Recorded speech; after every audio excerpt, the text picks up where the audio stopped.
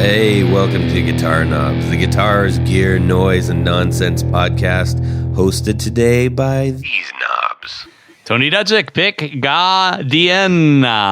Jared Brandon with Brandon Wound pickups. Hey, everybody, it's me, Todd Novak. Welcome to the Guitar Knobs podcast. We're thrilled to death that you're listening to our show because we got a special one. Again, I mean, I kind of think they're all special, but they're extra special when we have guests like this on. That's and let's just get to that. Guest, who are you tonight? Cory Nigro. That name should sound familiar to people who have been listening for a long time, actually. The Captain from Boston. Been a while. Couple years at least, you know? Yeah. Cory, actually, I can tell you exactly when you joined. If I look at my special thing here, Cory joined August 23rd, 2018. That's pretty awesome. Ago. That seems like a long time ago. And we are coming up on our 5th anniversary, which I'm just mega excited about. And Cory's been here almost the entire time. I think that's a fair assessment. Yeah. It's been a ride. It's been a ride. We are very grateful to your support. Let me just get this out of the way. You are a grand Poohbah, and the support that you offer our show helps us so much. I can't thank you enough for that. Hey, quick question. Are you wearing your fez? I have it on my desk. You want me to put it on? I can put it on. It's the law, for God's sake. All right, it's on. Not only are we thankful that you've been a patron for so long, it's fun to hang out with you at NAMM and stuff like that. Oh, yeah. Always time. is. Absolutely. How excited are we for... Well, we got Summer NAMM coming up. I don't know who's going to that, everybody who's listening. I am. Well, if you are, I might consider it. Yeah. I think it seems like there's going to be more goers than boothers. I think you're right. Yeah. I think you're right.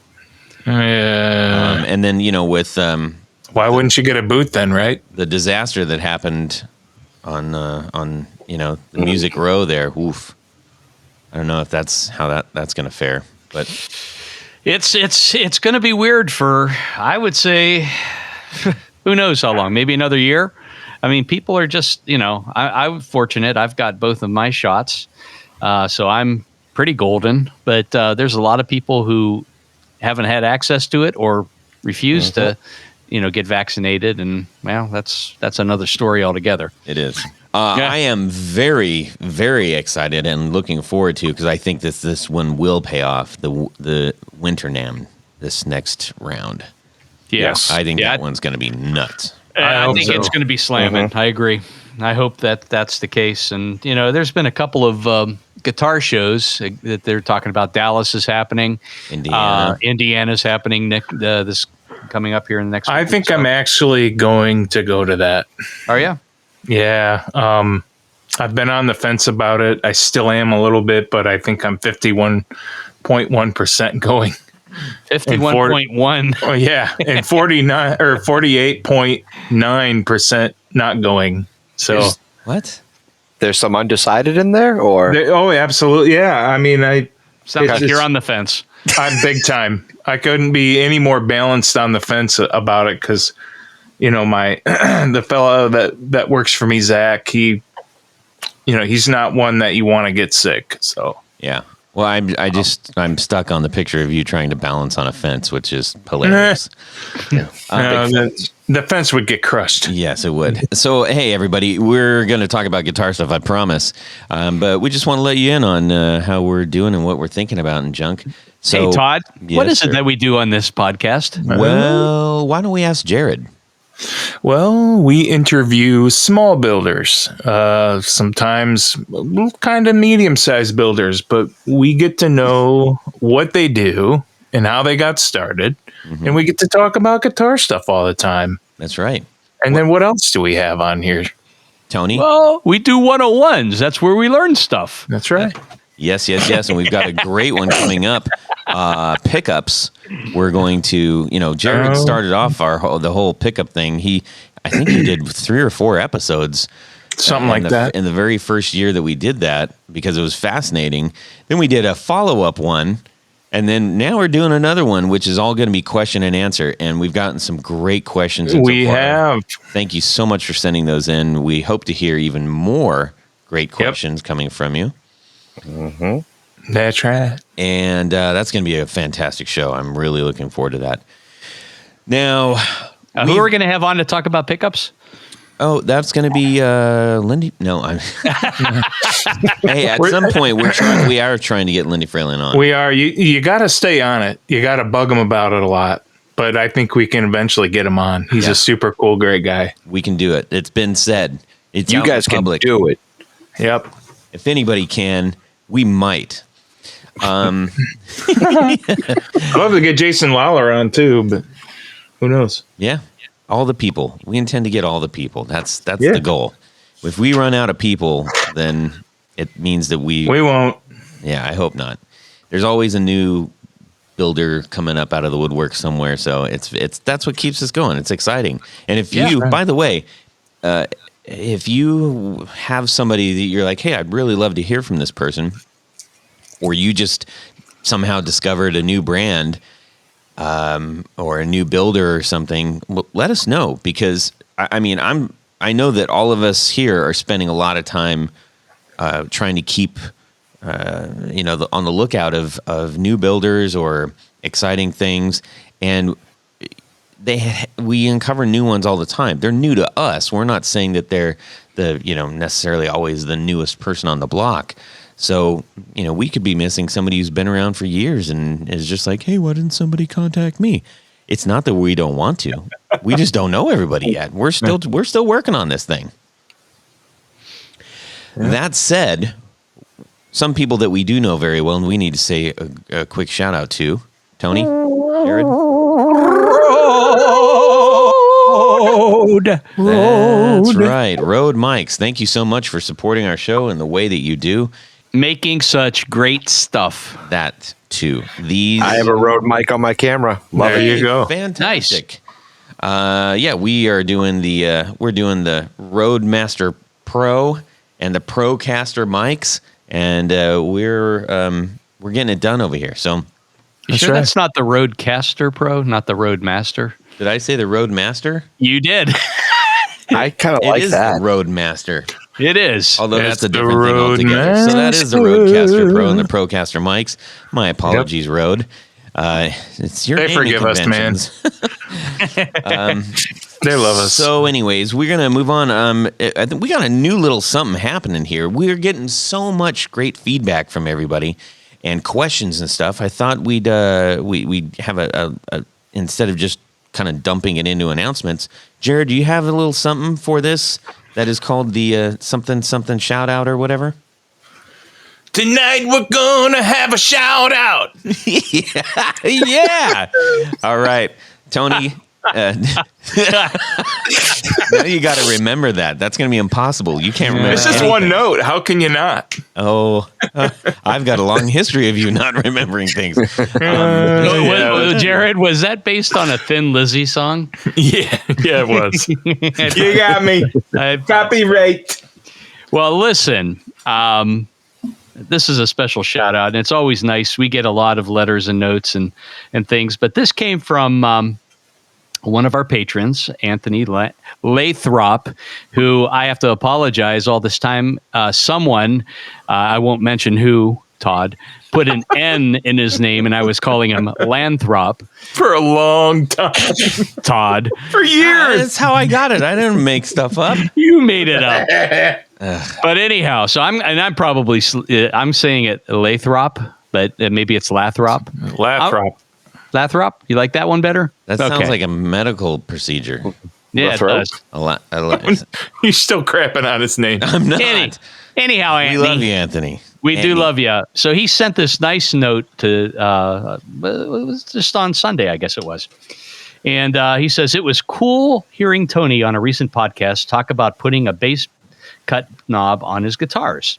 In addition to keeping the neck pickup from getting too super boomy, I also find it as a hugely useful tool when you start adding more and more gain. Where I would usually get to the point of saying that this is too muddy, I need to back off the gain a little. I find that if you cut back a little of that low end and clean it up and and clean it up, period. I put a tight switch on my most recent amp build, which is basically the same thing, just switching the value of the coupling cap between the preamp and the phase inverter. That trick about the tight switch is also a cool example of big names being nice to little names in guitar world, or in my case, no name, because Bruce Ignator told me about that on his DIY tube amp builders Facebook of Ignator amps. Yes, Ignator. My willingness to build my own stuff and experiment has really taken off since I started listening to the guitar knobs. I will certainly be using master bass cut and master treble cut wiring on all my Gibson style guitars I make from here on. It is just so much more useful than the standard control knob setup. So there you go. That's it's awesome. Nice. And the beautiful really thing cool. on a guitar is it's reversible. You're not going to do any serious damage if you want to try it and if you find. But everything he said there is absolutely true. So hats off to Anthony. Thank you, Anthony. Awesome. Well Love it. played. Let's see here. That was the actual one that I was going to. Actually, I've got a couple others, but we have so many more. We're just gonna keep doing them. Spread Not all them out. in one night. We're gonna spread them out. Thank Spread 'em you, out. Jared, for that lovely jingle, and for Tony's silvery voice for saying all the nice things. My pleasure. My And, pleasure. let's see what's going on in our music worlds this week, gentlemen. Tony Bellini, we're gonna check out what you're doing, then we're gonna find out what Cory's been up to. Cool. Well, last time we got together, I talked a bit about the Fender Maverick / custom build that I'm doing, and it's a kind of an homage to a guy who used to live in Pittsburgh and play in local bands called Car Sickness. His name's Carl Mullen. He's now kind of it's kind of a, I don't know what kind of art it is. It's kind of like folky, kind of really cool stuff. And anyhow, and I am sending a body to him to have him paint it like he did his or something similar. And in our discussions, he said, well, do you think you could make me one of those? So I'm going now from one Maverick / custom build to two. And he's going to go, I'm going to have the bodies done, sent to him. He's going to do his paint thing. We'll get them all assembled. He gets one and I'll have one, and it'll be just a whole lot of fun. Yeah, I finished your Nice. pickup today for that too. Nice. That's perfect. And the other thing, the nice surprise today, there's a new book on the market called The Ultimate, an illustrated history of Hamer guitars Nice. Very cool. by Steve Mathis and Joe Moffat.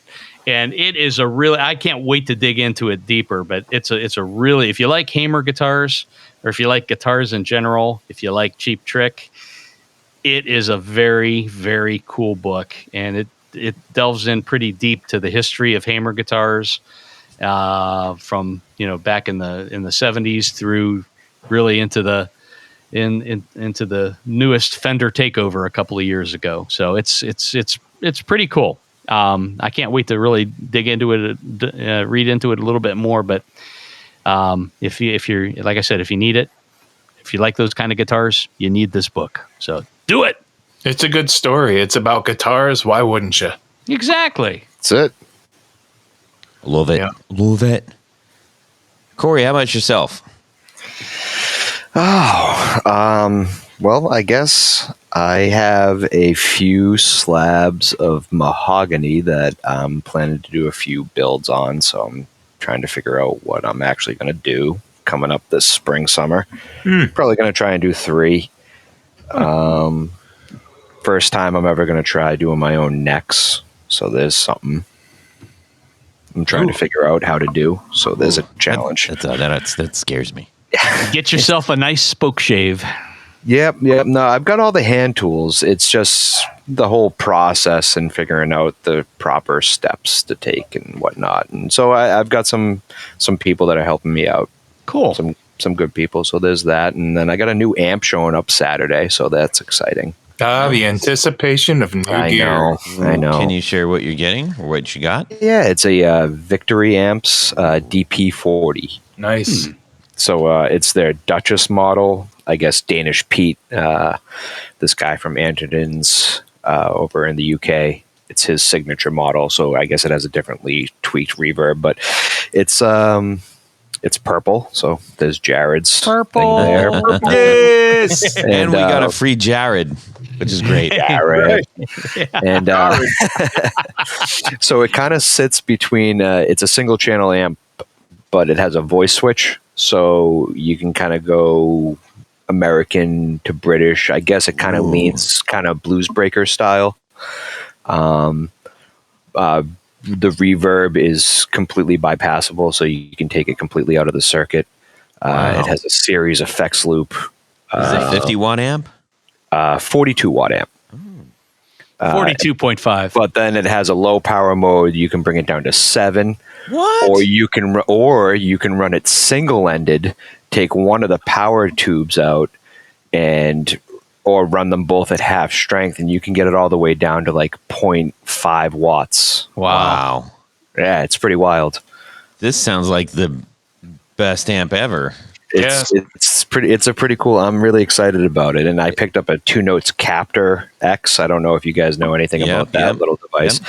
Picked up one of those a couple weeks ago. So nice. Well, you're gonna have to give us a full report on the amp when. Absolutely. Text me a picture of it too. It's gonna look good. That's for sure. See if they have 2 more in purple. Yeah. They do. He only buys it 2. I like the stereo effect. Noah.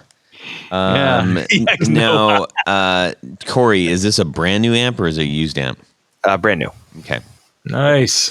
Can you? Would you mind just telling everybody who's maybe not familiar with Victory a little bit about what you know, whatever you know about them? So as far as I know, they're made in the UK, from my knowledge, but they have distribution centers in the US. They ship really quick. From what I realize, most of their models are based kind of classically off of British amps. Mm-hmm. They do a lot of Marshall style amps. They have a model called the Sheriff. That's a 22 watt. They do, I think, a VC35, which is like an AC30 kind of style. I know they have a signature amp with Richie Coates, and so they have a lot of big names behind their stuff. And I kind of did some research because I had bought a previous amp and I got it. I was all excited. The effects loop didn't work and it just didn't live up to hype, so I had to return it. So I'm like, all right, I'm going to do some research this time and kind of really figure out what's going on and see what I'm actually getting into with, buying it online. You can't go, and how things are right now, you can't really go to a store and too often and test things out. Right. So, so I just kind of went on their website and tried to watch as many videos as I could and figure out what they were about. And they seem really quality, and a lot of guys who tour all the time. Not that I'm a tourer. I tour my living room and maybe my buddy's basement from time to time. I tore my ACL one day. Ooh, I've torn a couple of those. So they seem like a quality amp. So I'm excited, and it lends itself to quiet playing, which is great for me because I live in an apartment, and it also lends itself to multiple recording options because I'm trying to get into more the photography kind of demo side of the stuff. So that's fun to do, man. Yeah, just kind of having fun with it, Yeah, that's outstanding. That name is becoming more and more familiar here. I think maybe because of the distribution. It seems as though, and I could be way wrong here, everybody, but it seems as though that was kind of an exclusively UK brand that was not, hasn't really been as popular here yet. But that pedal show, they've got they play out of a Victory. Exactly. And that's where I found out about them. Exactly. Yeah. And then Pete, who you just, not Pete, that's Pete Cornish. That's a different guy. Pete Nore. So, and he's such a good player over there. Oh, yeah. Oh, yeah. So that's very cool. Very cool. And it's purple too. Neato. And it's purple. Speaking of purple. Yes, Jared.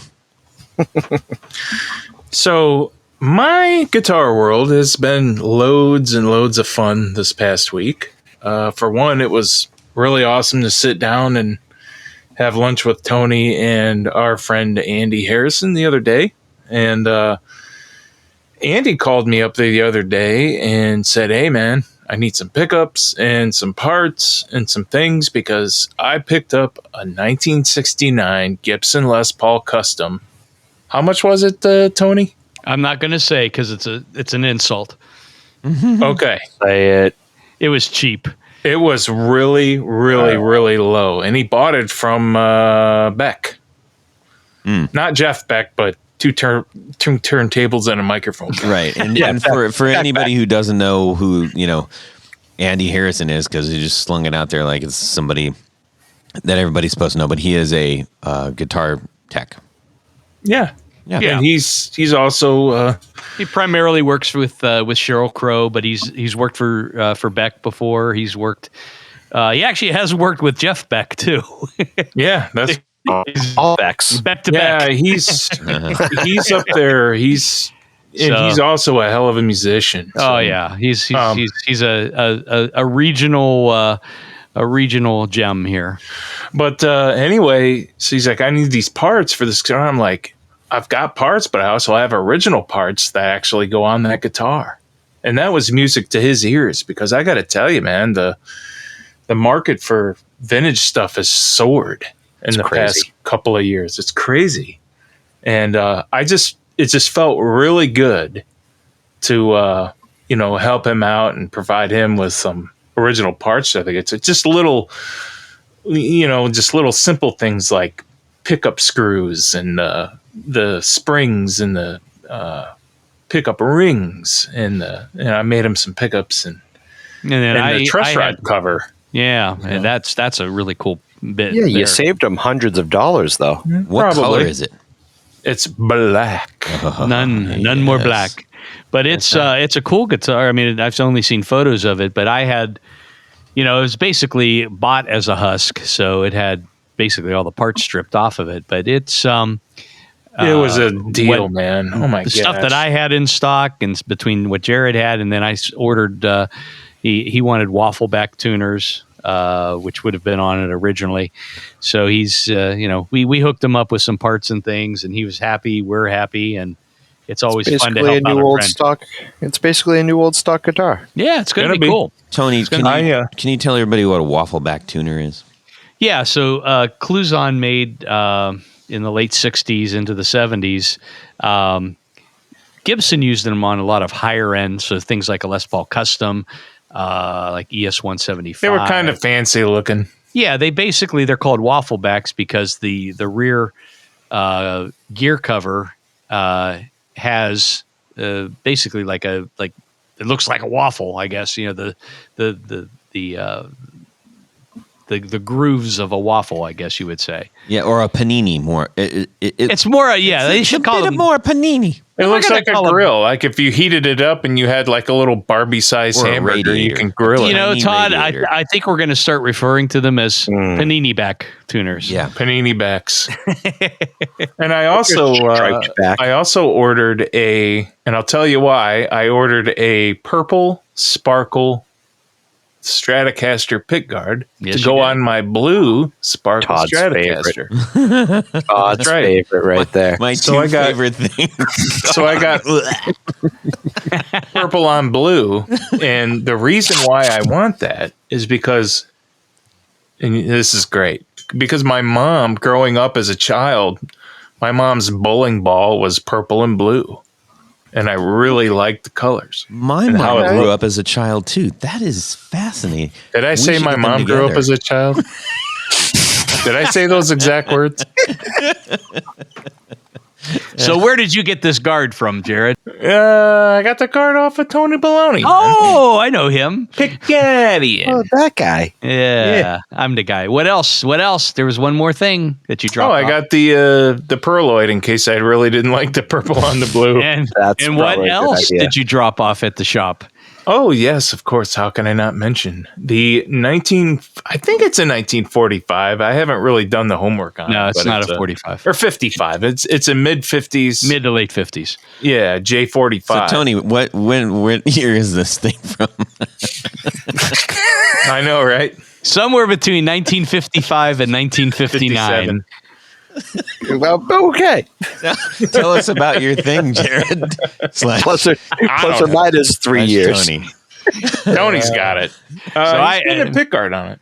Well, it's a little more involved than that. So whoever had this before had done some, how shall we say, modifications to it, and they put a disgusting black pickguard on it, which it should have a tortoise pickguard. It's the large guard version. Mm-hmm. So Jared brought it over, and we kind of picked at it a little bit and started lifting. I was able to remove the guard pretty safely, actually very safely. But the person that put this on used contact cement. Oh, no. So it is taking some time because all that has to come off before I can. Or else you'll see it through the pickguard. Well, you won't see it. The guard just will have bubbles in it and won't stick. Won't set. But the beautiful thing is the wood underneath. So the original guard must have literally fallen off, because normally if you pry a pick guard off of a acoustic of this era, you're pulling wood off with it. Yeah. The wood underneath the guard was completely. It was all there, which is always a good sign. It was clean. And in that era, both Gibson and Martin and Guild, they actually glued the pick guard to raw wood and then put finish on top of it, which is why a lot of times when the guard starts to shrink, you end up with, some warping or cracking on the top. And it's because, that's what they did, but by today's standards, it's the wrong way to do it. Yeah. But we're going to fix this up. It's this guitar, honest to God, I've got a newer J45, and this one totally blows it away. It sounds like a cannon. It's loud. It weighs half as much as my J45. It's a very cool guitar. You got really lucky, Jared. Thank you.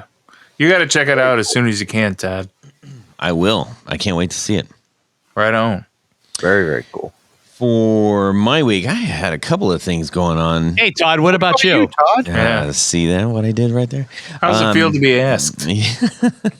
I was going to say it was some other stuff, but I'll put that off because last night I opened up a package and it had this amazing, literally a gold glitter pedal sent to me. And it's just black knobs. It's just like three little, what are they called? I guess, for lack of better terms, they're the mini Klon style ones with the little peak on them, the bird's beak kind of thing. Chicken heads? I can't remember the name. Yeah, sure. So it's a Klon clone, but it's my Klon clone, and it's gold glitter, and it is beautiful. And that was sent by Jonathan Dudzik, who also says, hello, Cory. Oh, hello, Jonathan. And he's Jonathan Dudzik, a brand Poohbah, also owner of 12th Hour Devices. So that was a really fantastic surprise. And it was late, really, and cool. I plugged it in anyway and let it rip, and it sounded great. I was really, really happy with the way that it sounded on its own and the way that it was playing with a couple of the pedals. Had it right next to the Hello Sailor pedal, and woof, goodness. What is it? It's a Klon clone. Oh, okay. Yeah. It's... Or is it a clone of a Klon clone? It's a clone of a Klon clone. I don't know. Wow, that's like Inception. It is. It's Klonception. But it's really cool. And it's the thought that counts, and I love it, and I will cherish it. And thank you, Jonathan, for sending that. That was really nice. Honestly, legit, it sounds great. Tony, I'm going to let you and Jared borrow it as well. Yeah, definitely. I want to check it out. Okay. We've been yapping and tapping here for a while. We've got a couple things to do. First of all, we need to do this. Tony, I need to ask you a question. Ask away, Todd. Yeah, what is small, thin, and black, and it fits in your pocket? A switchblade? No, Jared. It's a tour gear design cable. That's right. Jared close. coming in for the win on that one. Thank you.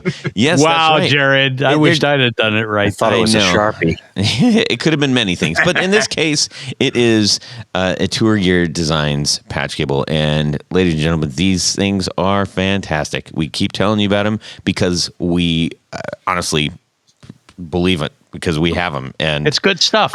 I Yes, mean, when it it's is. good, it's good. What more do you need to say? It's good. Exactly. Buy it. And you can fit a whole bunch of them in your pocket because they are so small and they are They're very flat. very flat, and they're a great price. If you go to tourgeardesigns.com/discount/ the guitar knobs, you're going to save 10% on your entire order Nice. of these amazing patch on these amazing patch cables. USA. Yes. And here's the other cool thing. Yeah, you can jump from a top mount jack to a top mount jack with a little 3-inch one. Or if you need to do some crazy routing underneath your pedal board, they got I think it's a 25-inch cable. It's insane. And a 18 and a 12 and a 10. And they got S's and J's and Yep. C's and Yep. R's. Use. Yeah. They fit where you plug the power in too, and it all fits. You Everything can just- fits. It's super tight and snug as a bug on a rug. Yes. Nice. So thank you, Tour Gear Designs, for sponsoring our 4 on the Floor. Make sure you get to tourgeardesigns.com/discount/ the guitar knobs and get your 10% off. Well, how about some of this? 1, 2, 3. 4 on the floor. On to 4 on the Floor. Cory Nigro. Wowzy, woo woo. We get to hear your 4 on the Floor. I'm excited about this. Let's Lay it do on it. us, man. Because you're a gear nut. it. And Yes, this is hit going to it. be great. Yeah, consumer extraordinaire, I like to call myself. Yeah, so the first one we're going to go with the Lauren Audio Corsair preamp. Do you guys know Lauren Audio? I gotta look it up. Nope. Check out his stuff on Instagram. All right. For all you listeners. Get him on as a guest if I can. Oh, please do. His stuff is top notch. He has a pedal out right now called the Mustang that I don't have that I'm lusting after, but that's not on my board. So the Corsair is on my board. It is a preamp. I kind of use it as like a tone shaping device. It can go from kind of vintage style console sounds to, if you max out that gain, you're getting fuzz out of it and it's going to square wave whatever's next in line. So you got a whole tone of range and it is loud as crap. So it's got everything going for it. Wow. Talk about and- graphics. Is this And the inside is like work of art. Like his stuff is like top notch. yeah, I'm digging that. We're all looking it up at the same time. Yep. This is all point to point stuff. A lot of it is, yeah. Yeah, well, yeah, I shouldn't say all, but Yeah. much of it. Ooh, neato. And it's purple. I see a bunch of purple in there, Jared. That's right. I see it too. Yeah, his graphics and his art are killer. Whoever does his beautiful. art. I don't know if he does the art, but if he has it done, whoever does it, it's killer. And you run the Corsair. Did you say it's first in line or?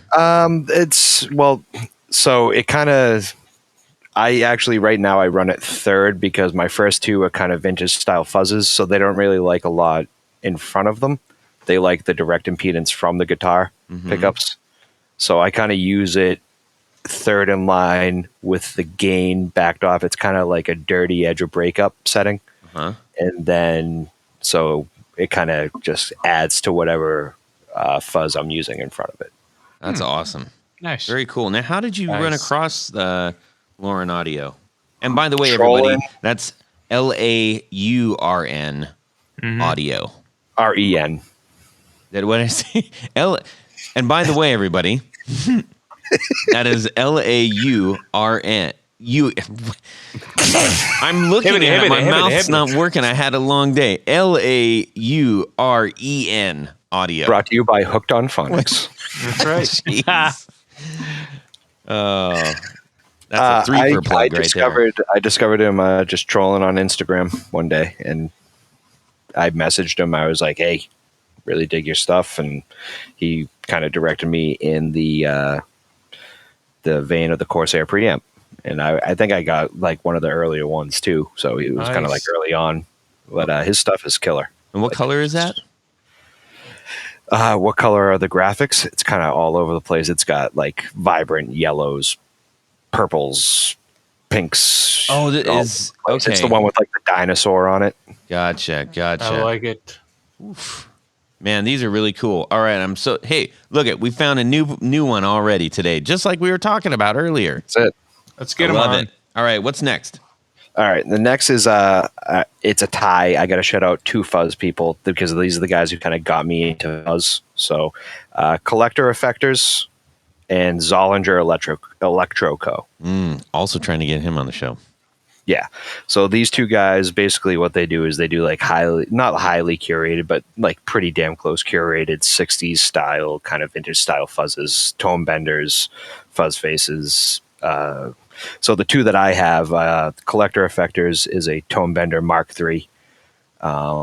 Just super versatile. It can get, splitty, splatty, and gnarly, or you can kind of dial it back. It cleans up somewhat pretty nice. And, it's a fun fuzz to screw around with. And the Zollinger one is a Zonk machine. I don't know if you guys are familiar with that fuzz circuit.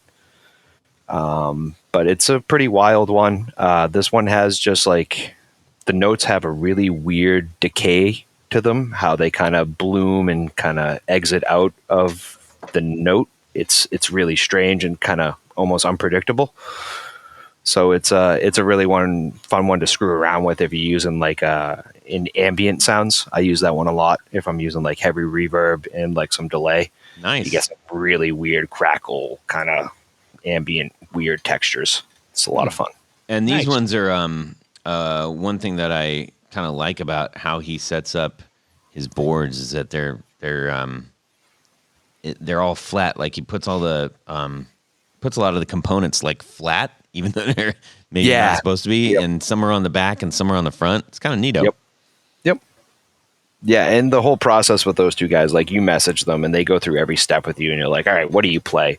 What kind of style of music? Like, how do you want to attack this? Like, and they take you through the whole process. Be like, all right, you really want this kind of style of fuzz with this variation, with these components, and this will get you what you're looking for. Yeah, and it's all old school looking stuff too. Like it looks really cool. Yeah. And it's got a vibe. Zollinger just moved from, well, not just, but moved from Charleston to Denver, and I actually contacted him. He said, "I'm right in the middle of the move, so we'll do it after." I'm like, "Yeah, no problem."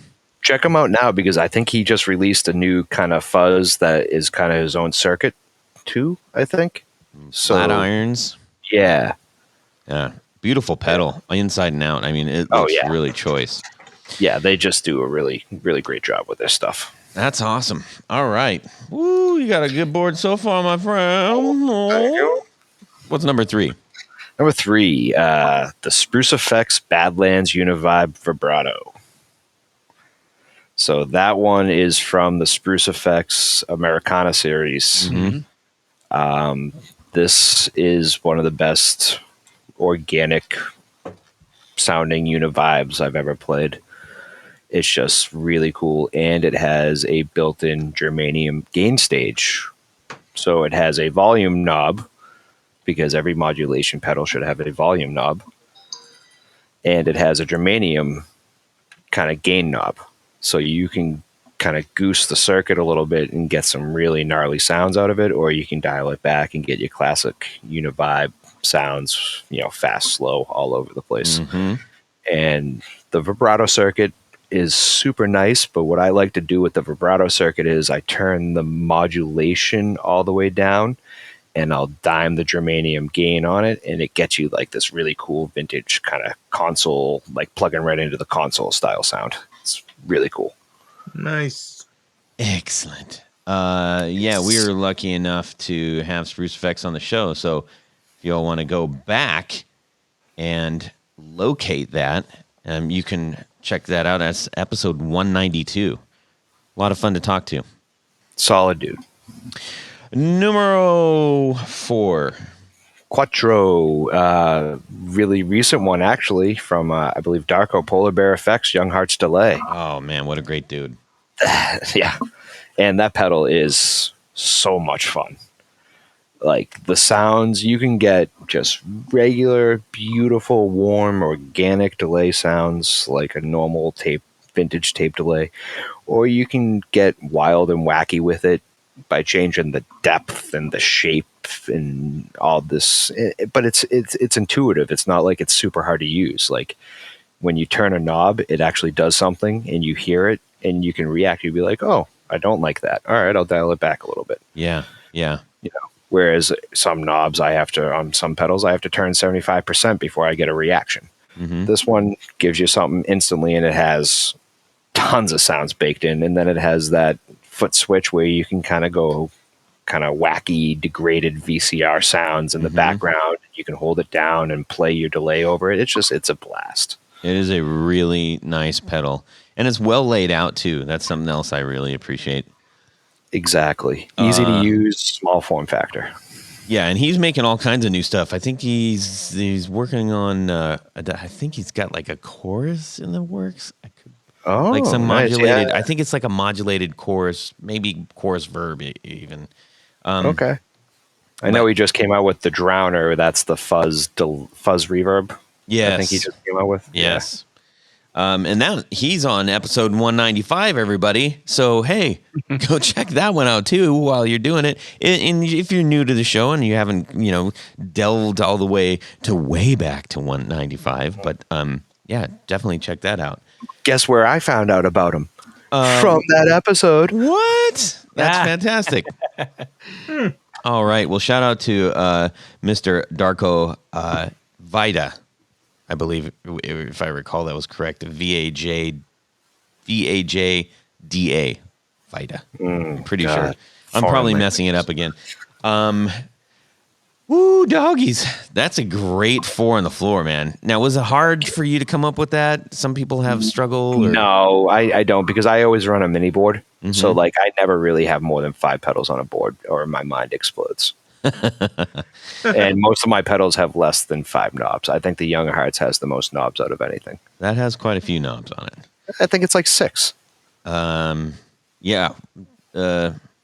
Is it? Maybe 7. Yeah. With the mini knobs. But yeah, well, I'm counting the minis and the switches.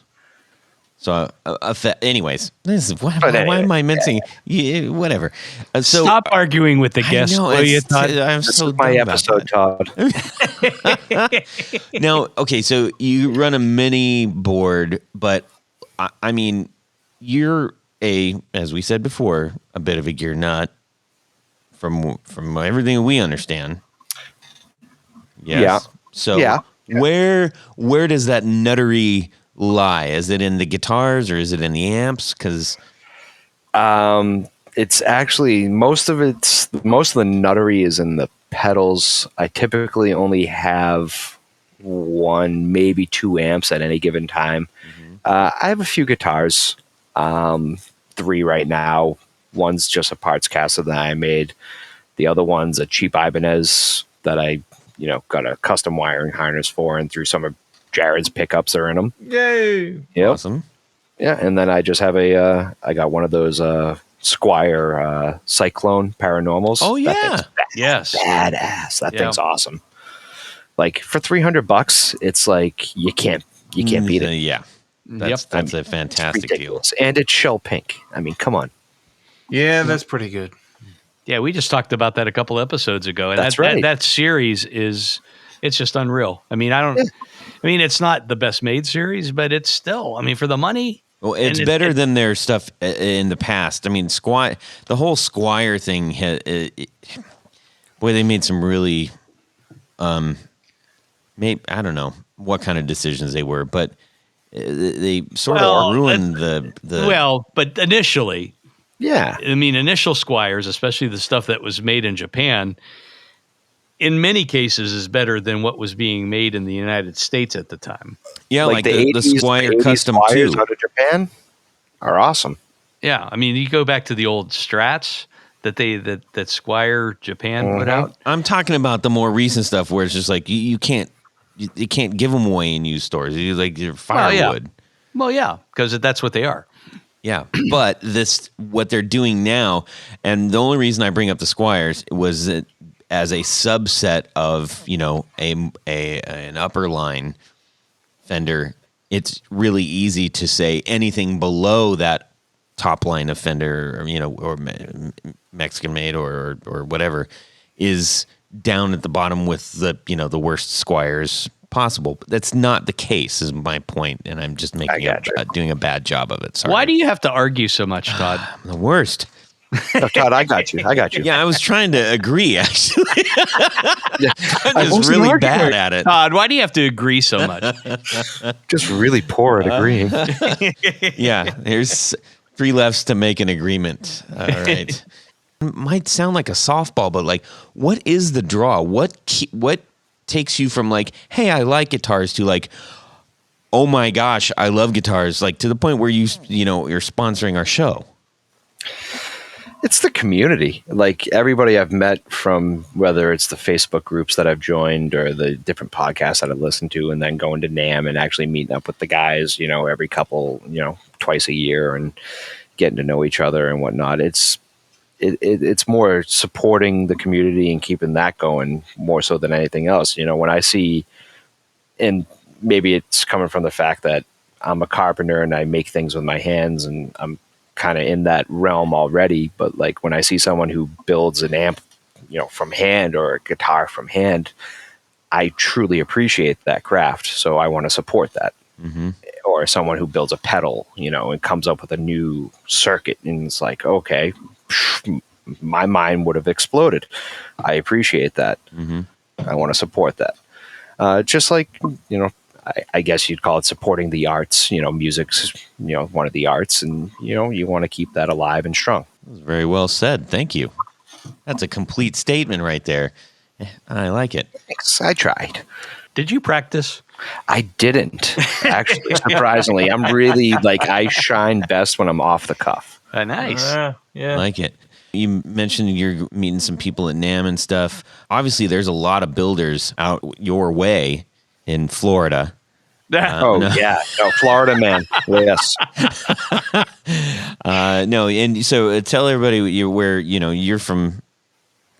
I'm from Massachusetts. I'm from I live in a town called Marshfield, which is like 40 minutes south of Boston, basically the halfway in between Boston and Cape Cod on the coast. Awesome. We've interviewed quite a few people from up there. And yeah. So is it easy to run into those people?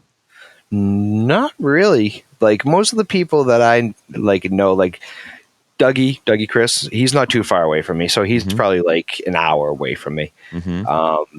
There's a really talented builder, Harvester Guitars. Mm-hmm. He's out of, I think, Northampton, Mass, which is like almost 2 hours away from me. And then, of course, there's John Schneider. Drink. And then Brad from Nerd Knuckle. It's right around there. Nerd Knuckle, yep. Yeah, no, so it is. But it's like, it's a smaller community. It's not very big in Massachusetts. There's some guys who have a lot of notoriety, but it's not like immense in terms of numbers of people putting out products. So I don't run into them too often. When you're talking about putting out products, like what really excites you if you're flipping around on Instagram and you're looking at some new stuff that's coming out, or you're spying all the guitar feeds you're checking out, like what makes you stop and just like drool all over the phone? Interesting question. Safe for work. So, God, it's an array of things. It can be an array of things, but in terms of like guitars, I'm really drawn guitar gear. Yeah. Guitar gear, or just like if I'm looking at actually, a guitar. let's break that down. Let's talk about just guitars. You're flipping through, you're going guitars, and you go, whoa. So like I'm drawn to more unique designs, unique body shapes, Okay. Stuff that's not run of the mill. Walsh guitars. Yeah. Boom. Like body shapes inspired by vintage I mean, kind of those Japanese necks. Teisco. Like Eesh. his necks are incredible. Like one guy that I've kind of been drawn to lately is he goes by the name of Electro Stringed on Instagram. I believe his name is Cowbrand Designs though. Mm-hmm. And he has some really, and he does everything. Like he 3D prints his knobs. He mills a lot of the metal. Like it's like from the ground up style guitar stuff. I actually snagged, he does a pickup drop once a year, a pickup sale. And I snagged a set of his pickups. So in one of the builds I'm going to be doing this summer, a set of his pickups are going to be going in it. That's cool. Yeah. And they're everything's like, all like, they're wacky. there's no symmetry. Everything's No. like wobbly looking. Yep. Yeah. So like I'm drawn to kind of stuff like that because it's, I can get a Telecaster. Like I can do a Telecaster. Like if I can do a Telecaster, if I'm going to buy something from someone else, I want it to be something different. I totally can appreciate that. Now, as a woodworker, Yes. are you drawn to like woody or I guess natural finish guitars, or are you a paint guy? I kind of flip flop on the bodies. On the bodies a lot. I like a painted front, natural back. Oh yeah, it's a good look. So you kind of get the best of both worlds. And my necks are just straight oiled. Like I hate painted necks. I hate lacquered necks. Just hand rubbed oiled neck. Boom, done. Excellent. Now, as far as, do you have like do you favor a certain kind of pickup? And I don't mean brand name. I mean like, are you? Yeah, no, P90 humbucker single coil. Yeah. Well, yeah. I don't have one right now. I love P90s. Like they are so cool, super versatile, super fun rock machine, just pickups. We just made some today. Hey. But I guess I tend to lean more towards the style. I lied. I do have a P90 guitar. I have my parts caster has a P90 gold foil in the neck. So I lied. What else have you been lying about tonight? Everything. This isn't even Cory Nigro. I knew it. I knew it. That would be the biggest bust on me ever. April oh my Fools. gosh. I'm so glad you didn't do that. It's actually I John just set up- Schneider, isn't it? I set up this random person with all the sheet of information, like just pretend to be me. Yeah. That's funny. Oh man. That's good. But yeah, no, I'd probably say I lean more towards P90, if not P90, definitely single coil style. I have humbuckers and I like them. I just, the way I play, What is that way? I play a lot with my fingers because I'm a bassist, so I never really grasped the concept of a pick. I can play with a pick, I'm okay with it, but I'm not great at it. You But never if- grasped the concept of a pick. That Ooh, was very did you like clever that? right there. Ooh, see what I did there? Wow. But yeah, so I like playing a lot, like especially if I'm on my Telecaster, for whatever reason, I'm drawn to just play with my thumb, index, and ring finger, middle finger. Right. Nice. That's How my style. How about when it comes to amps? What trips your trigger?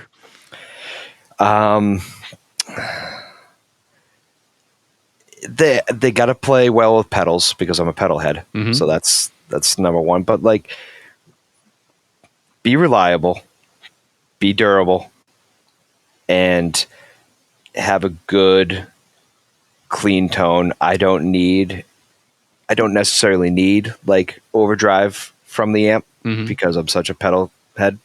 But it is nice to have, like, if you have a vintage amp, yeah, like your organic overdrive, like that's what it's about. But modern amps, I don't necessarily think it's a necessity. What about aesthetics on those? On the amps, Yeah. I'm kind of all over the place on aesthetics wise. Like I'll go, I'm color wise, I'm all over the place. I can be like Art Deco style, like I'm really drawn to too. Like some of the older stuff. There's a guy, Square Amps, out of Texas, Austin, Texas, I believe. And what he does is he repurposes old radios, Oh yeah. Oh yeah. like all the old Philcos and all that stuff. And like he'll even like the old, he'll take the car radios out of like the old Buicks, like the metal ones, and like leave the big Buick nameplate on the top or the buttons that say Buick, and those control like certain parts of the amp and stuff. And he does wild stuff like that. So I'm drawn to stuff like that too on amps. But just I like different stuff. I don't know. Yeah. What about the amps that they tend to put in like toolboxes and like things that Ammo aren't boxes amps and stuff. Yeah. Yep. Yeah. Very cool.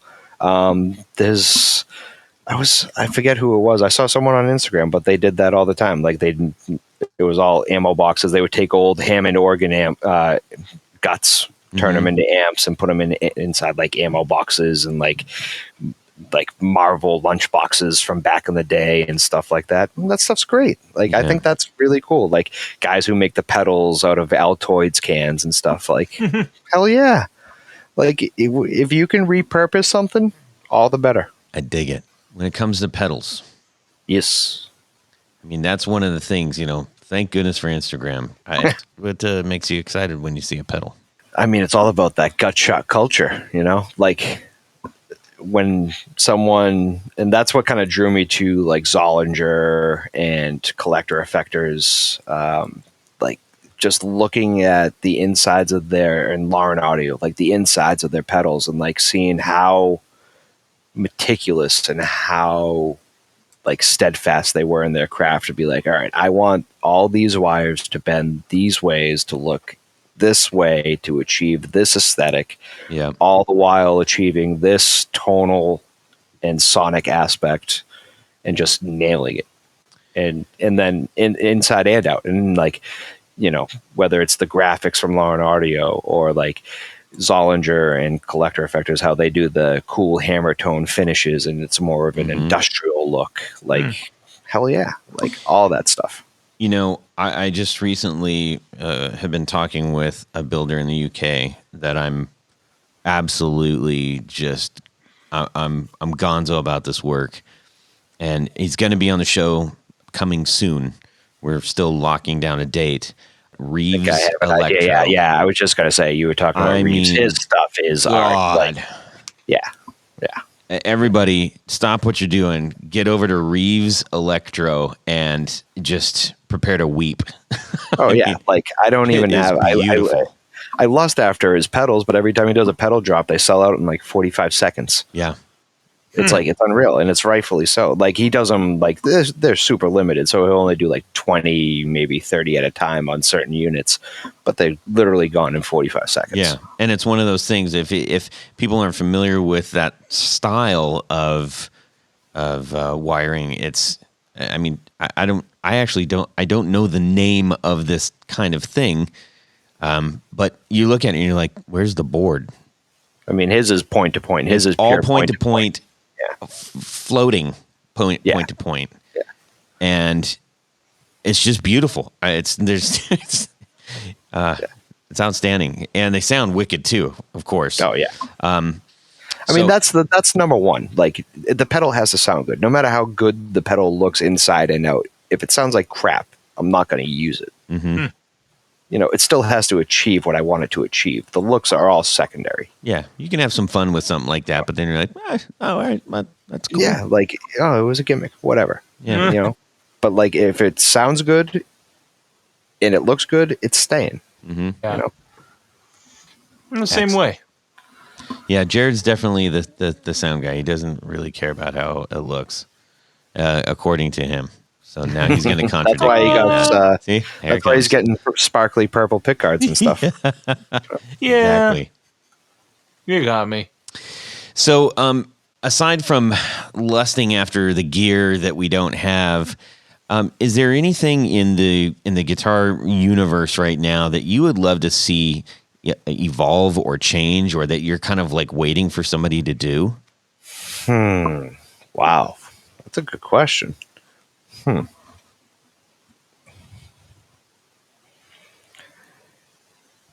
To be honest, that my little mind can think of, not really. It seems like everything. I mean, hell, even at the last NAMM I was at, we had a guitar with like rotating pickups. Like, what else? I remember that. Like, I know it was like a little gimmicky, but like, to be honest, like in the realm that I sit, I don't dream of everything that I could possibly need or use to the capabilities that I would use them to is out there. It exists. Like, it is a golden age. And I know everybody who's come on the show has said that. Like, we live in a golden age of gear, and it only seems like it's kind of go exponentially up and further. Like, with all the DSP technology and, like, some of the pedals, how they can be in, like, that tiny form factor, the normal size form factor, and still have 2-foot switches and do, like, 5 presets. It's, like, mind-boggling. So it's all out there. It's just whether you can afford it or whether your significant other will allow you to have it or whether you can justify it in some way, shape, or form. I'm sure it exists. If you go to Google and you type in your wildest gear fantasy, I'm sure it's out there. I just thought of one. And I wasn't that's not a setup. I didn't ask you that question as a setup. I literally just thought of this. Is it a clops? I don't know what that is. Oh my God, you don't know what a clops is? What? Oh, you need to look up clops. How do you... Clops is a NAMM legend. Clops. KLOPS. Okay, that's not the guy that plays like the Star Spangled Banner harp, is it?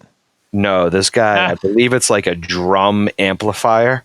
Okay. But it's a guitar amplifier inside of a drum with like fuzz on the outside of it. It's hysterical. Weird. Okay.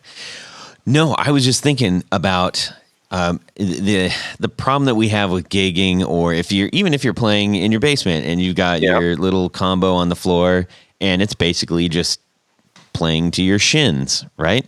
So what do? We say, well, I either need to buy like an $80 stand thing that now this amp is on a stand, and that's like playing on a stool, kind of. It's the equivalent of sitting on a stool and playing, let's be honest. Or you figure some crazy way to tilt it back if it's in danger of falling. Okay. Why hasn't anybody come up with, and here I'm going to lose like $1 bajillion somehow, I know it. You're talking to a guy who can make things. Okay.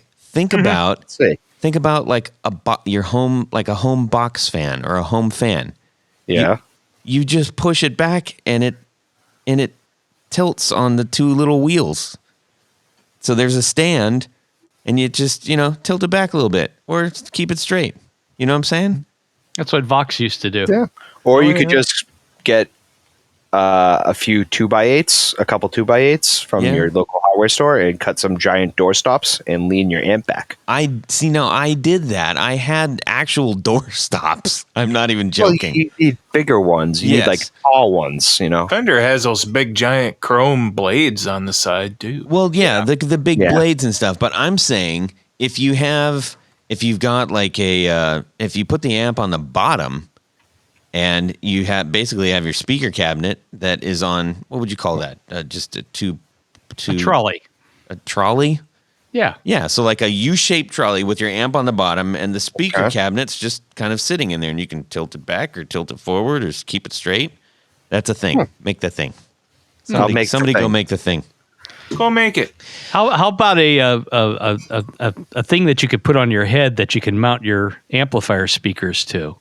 So it'd be like a giant pair of headphones. Tony, that's not even brilliant. What are we supposed to say with that? Genius. I'm going to throw an Eggo waffle at you for that. All right. Cory, as we're rounding home, is there anything that you haven't said that you want to say? The area is yours, my friend. Oh, man, the floor is mine. I just want to say thank you guys for having me on and putting out the content. All the support that you guys get is well deserved, and everything you're putting out into the community is positive and knowledgeable, and just keep pumping it out. Thank you. I'm really glad you didn't cough when you said knowledgeable, but Slightly knowledgeable. So Cory, if you had to pick your favorite guitar knob, which one would it be? Oh, Why boy. do you keep doing that? That's unfair. It's I know always- in my heart what his choice is. The volume knob. Duh. That's like asking me to pick if I want to cut off my big toe, my middle toe, or my pinky toe. Gee, I Well- hope this episode makes it to the air, though. That's all I'm saying. I would cut the pinky toe off. You need your big toe to walk. Did you press record again, Todd, by the way? Pinky. Maybe. Oh boy. Pinky toes are meant for balance. You need your pinky toes. That's Yeah. true too, I guess. All right, man. Well, it's been super fun listening to you talk about the gear that you love, and we've had a fantastic time listening. So It's been a blast. sharing it and all that good stuff. We are going to find out what Jared has in stock for us right now. That's right, ladies and gents. You know, it's the time of the show where I sing the little ditty. Sing it. Would you rather?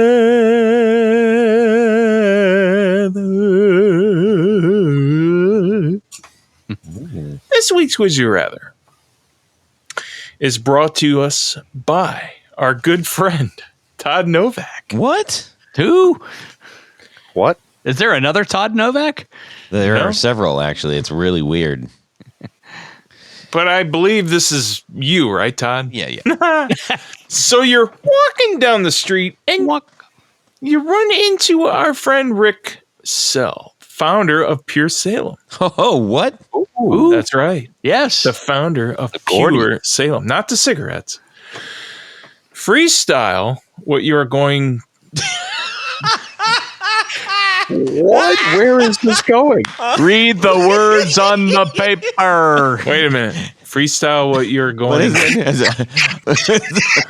Freestyle what you are doing together. Oh, this went off the tracks quickly. Oh, that's hilarious. So you're walking down the street and freestyle what you're going to do together. Hey, Rick, let's just walk down the street and riff a little bit, huh? Just write it. He'll I got say the anything. boombox. I got the Adidas shoes. Okay. So let's try that one. Let's try that You again. can't put things in parentheses because I'm going to read it. That's what they're for. That means do not read this section. My goodness. Oh. All right. Don't put things on the paper. I'll read them. It's so funny. Okay, let's try that one again. Jared. Okay. So we're clear. You're just gonna, you stop in for an ice cream. You do whatever. I don't care. You're roller skating. I don't whatever. How now, brown cow? How now? You gotta be specific with me. So you're walking down the street. You run into Rick Sell, who also happens to be eating an ice cream cone. But whatever. Just makes. I got it. All right. Let's Napolitan. Yeah, Take a two. Okay. Here we go. So you're walking down the street and run into our friend Rick Sell, founder of Pure Salem. Nice. That's right. Pure It's Salem going to be a good guitars. day. It is Yeah. going to be a great day. So he's having himself a nice big old chocolate vanilla twist ice cream cone. Sprinkles And- or trench coat? Sprinkles. The cr- Duh. Yeah. Sprinkles. Actually, it's dipped in butterscotch. That's way too odd. And Continue. then he's like, "Hey man, you know I'm doing a pre-sale for 2 new guitars." Wait. What? What? He's Whoa. doing a pre-sale Oh, for 2 brand new guitars that he's going to do. the pre-sale free. The pre-sale is. It's a sale that you pre-do. Yeah. Yeah. Okay. One of them's a cherry bomb. The Oh, I cherry like- bomb. Ooh, I know that that's cherry the bomb. Explorer style one that he Yep. does. Okay. Yep. And the other one's a bruiser. It's a flying V style. Yeah. Ooh. Fantastic. Jared, how much are these supposed pre-sales? They're $700, Jared. $700. What? What? That is amazing. And this is a would you rather. If only it were true. Actually, it is true. You can go get those. Go to Pure Salem and hurry up and get your pre-sale in, because once he does them, he's not going to have like stock laying around. That's why it's a pre-sale. $700 for either one of these things. And now you're sneaking in ads in my Would You Rather segment? So I love it. I'm wondering what the rest of the Would You Rather says, Jared. Yeah. So which one? I'm hanging on a cliff here, Jared. Which one do you take? The Would cherry you rather bomb have the cherry bomb? Okay. Cherry bomb is the Explorer. or That's the right. bruiser? And the bruiser is the Bruiser is the flying V. Okay. V that you could choke somebody with. Oh man. How? And that cherry bomb's got a really nice German carve on the top. Ooh. Very. Let me check this out. I mean, these are really good-looking guitars, and do some quick research. I For those played them at at NAMM. I didn't play the cherry bomb or the bruiser, but I did play a couple of the Pure Salem guitars, and I was hooked instantly. I did not want to put that guitar down. Legitimately, I even said so when we had him on the show. Oh, was that when the cop stopped you at the door when you tried to walk out with it? That was the La Flaca. His and one of his main guitars. Really fantastic stuff. Cherry bomb's got that nice banana headstock thing. Oh yeah. Okay, so let's see. We're gonna find out from Tony. We're gonna go to Jared, down to Cory, and then I'll wrap it up. Well, it's actually pretty easy for me because, I mean, I've had Explorers over the years. I've had Flying Vs over the years. And I still feel that the Explorer body shape is a little more natural feeling. The upper bout, your forearm kind of rests on it just right, in my opinion. And I mean, it's a big body, but it's to me, I've always been much more comfortable with the Explorer. Plus, it's got the banana headstock. Come on, Yeah. what's not to like about that? V's are cool too, but unless you're going to play like Dave Davies from the Kinks and put your arm through the middle, they're kind of unusual. They're just weird to play. So I'm going with the cherry bomb. Nice. Jared. Hey now, Jared. I've had both Explorer and Flying V, but they were Gibson. Mm-hmm. And it looks like these are similar, so I would probably go with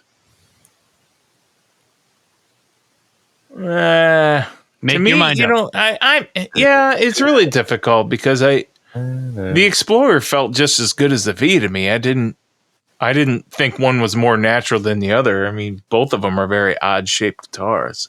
But I would say the Explorer. I think just because the weight's a little more balanced in the body of the guitar, I think I'm more of an Explorer guy than a V guy. So I'll definitely do the cherry bomb. All right. What color?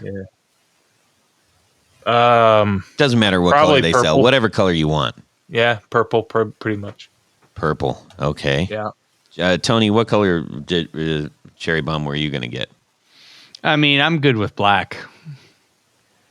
If they come in black. Awesome. Let's see here. Who's left? Oh, yeah, Cory. Oh, me? So I have had neither, and I want neither. But if I had to pick one, it would be the cherry bomb, based purely on the fact that it looks more comfortable and I could probably sit down and play it. Yeah, that's a real plus. Yeah, V's sitting down are not. It's just they're not weird to be. Yeah, I just feel like my arms would get tired because they're in unnatural positions. I don't know. It just seems weird. What I've done though is you could,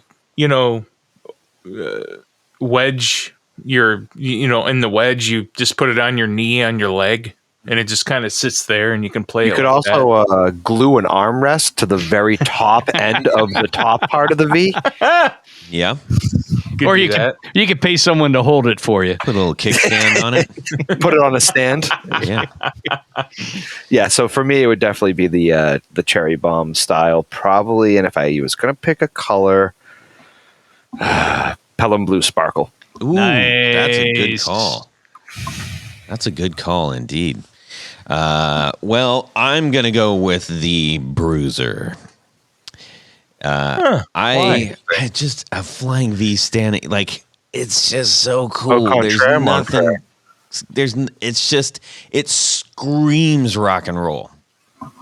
And I would love to have a Flying V. I had a piece of crap Flying V. It wasn't even, I guess it was it was a V. It was like a Rhodes style V, and it was a JB player, and it was baby blue. It was dreadful. And that's what I was like learning, one of the guitars that I was actually trying to learn guitar on. So that was incredibly uncomfortable. But I just, I'd want one, and I want a black, and I want to put a gold sparkle pickguard on it. Damn it. So that's I see that. Gonna try to make that happen. So I think legit, these guitars for that price, that is Crazy. That is absolutely stupid. I highly recommend you hurry up and get on this, assuming that's even still going to be available for pre-order. I don't know how long he's going to keep the pre-order open for, but Rick, thank you for making those available. He's got about 10 messages since I think he did a pre-order about 2, maybe 3 years ago with the same things. And I was a dum-dum and didn't jump on it at the time. And I've been hitting him up ever since. I'm like, hey, do that again. Do that again. And he finally did it. I was like, woohoo! So anyhow, there we have it. Tony Baloney, we got some people to thank. We certainly do, Todd. At this point of the show, there's a special group of people that we like to thank. These are our executive producers. Now, you might be wondering what an executive producer is, and maybe more importantly, how do I become one? Very simple. Head over to patreon.com/The Guitar Knobs. That's right. Let's see a couple of different levels in which you can participate, become a sponsor, a patron of this very podcast. Our patrons make this podcast possible. So that's why we just like to thank them, especially our executive producers. So at this point, I would like to thank Tom Barazin, Martin Cliff, John Daly, Chris Kearney, Darren Gregory, Doug Christ, Michael Van Zant, Ken Sayers, Brian Robison, Michael Senchuk, Stefan Lamb, Johnny Knowles, Anthony Lathrop, no N, John Anglin, Tyler Bray, Brad Partridge, Chris Heidel, John Esterle, Doug Gann, Justin Jones, Brett Alexander, James White, Matt Hart, Bilgola Guitars, James Pennington, Richard Kendall, Ty Carmen, John Williams, John Jackson, Jason Roush, David Rando, Douglas King, Gary Cooper, Rob Saxby, Mark Garton, Elad Mizrahi, and Mike D. Mikey D. Wait a minute. Don't interrupt me. Todd, are you going to interrupt me? I'm not interrupting you. Well, thank you. Thanks for not interrupting. There's another I'm special not going to group. interrupt you. Thank you. Well, thanks for not doing that. There's another special group here. These are executive producers with a little more panache, if you will. They live on the penthouse suite, just a mere floor above our executive producers. Of Knobs Tower. Of Knobs Tower, yes. They wear fancy pantaloons. Pantaloons, and they drink Scotch whiskeys whilst smoking cigars. The finest varietals. They also get a fez to wear. And if you were listening earlier and didn't just jump in here at the end, we asked a certain Grand Poohbah, that's what we call them, if he was wearing his fez. And he promised that he would indeed place it upon his head, as is required by law. So, Si, senor. So special thanks to these Grand Poohbahs: Jonathan Jerusik, David Kaminga, Science of Sound, Cody Foster, Sean S. Yes. Tommy Manasco, Adam Johnson, Steve Keys, Tim Nowak, Tyler Rhines, and Cory Nigro. Yes, There he is. Thank you, gentlemen. In addition to, the really cool things that executive producers get. Corey, what else? Oh, I forgot. Yeah, because Tony completely skipped over this whole and then segment. he told me to be quiet too. Did I mention that there's one more thing? Yeah. Yeah. What was that, Corey? Can you say that in a real Boston-y accent? You get to have your name right on the thing. I guess that didn't work so much. It's not many words that lend itself to a Boston accent, so I don't know what you want me to do there. All right. Dance That was dance. Dance monkey, yes. All right, Tony Baloney, where can people find you? Well, let's just say you need a special pick guard, or you're changing out pickups, or you're doing something weird, or you want to cover up a bad spot on a guitar. Go over to pickguardian.com. Check out some of the things I have available online for sale. But by and large, what I do is custom work. So shoot me an email. Let me know what you need. And I will take care of you personally. Awesome. Jared. That's right. If you're in the need of pickups, new pickups, you have an old junky pickup that hasn't worked in decades, send it to me. I will get it going for you. If you need some PAFs or some noiseless Jazzmaster pickups or Strat pickups, I am now doing stacked pickups, Strat pickups. I'm going to try some stacked pickup. They're kind of noiseless single coils, and they sound juicy and fat. So get a hold of me if you want to try out some of that stuff. Anyway, go to BrandonWoundPickups.com. Also, check out my Rewind Time with Brandon Wound Pickups. Excellent. You can send me an email, Todd@theguitarknobs.com, or DM me on Instagram @guitarknobs. Send us your thoughts and hopes and dreams. And would you rathers. And we'll share them, and we'll get them in on the new shout out thing that Jared's doing and Tony is doing. And it'd just be great to hear from you. We're really, truly thankful for our pal Cory Nigro for his support and friendship in the podcast. And thank you so much, man. Hey, thank you guys for having me on. It was an absolute blast. That's awesome. Cool. Yeah, thank you. All right. Hey, everybody. Have a fantastic guitar week and subscribe. Yeah. It's got pistachio, vanilla, strawberry, and single origin cacao from Uganda. That'd be a fancy way to fix a crack in the road. Yeah, it would. And a mere 10% alcohol. Oh, my God. Now, what is that drawl called? It's just called the Boston accent. That is not very imaginative, my friend. Are you ready yet, Todd? Just about. Sorry. Would you like us to log off? Manja. Well, the name of the beer I'm drinking is A Year with Dr. Nandu. Ooh. Or my parents live in the next town over. Mom, can you come pick me up? That was just pretty soft parents. You didn't go the full-on parents. I think I ate 4 32-ounce prime ribs at an all-you-can-eat prime rib night.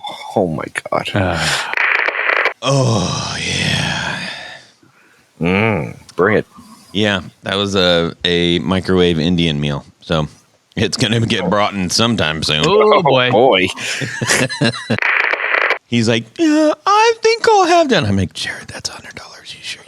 Are you sure you know what you're looking at right now? Oh, yeah, no, I want an outsteak.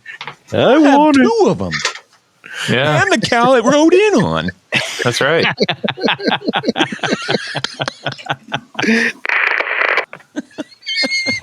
Was that Quick, do something Boston-y. Well, that's it for these knobs. Please visit our Patreon page at patreon.com/theguitarknobs. Visit our website at theguitarknobs.com for all of our past episodes, 4 on the Floor blog, and other good stuff. You can connect with us on social too at our Facebook page and share your gear and stories on our Facebook group. Also, be sure to check out our Instagram at Guitar Knobs. Catch you next time.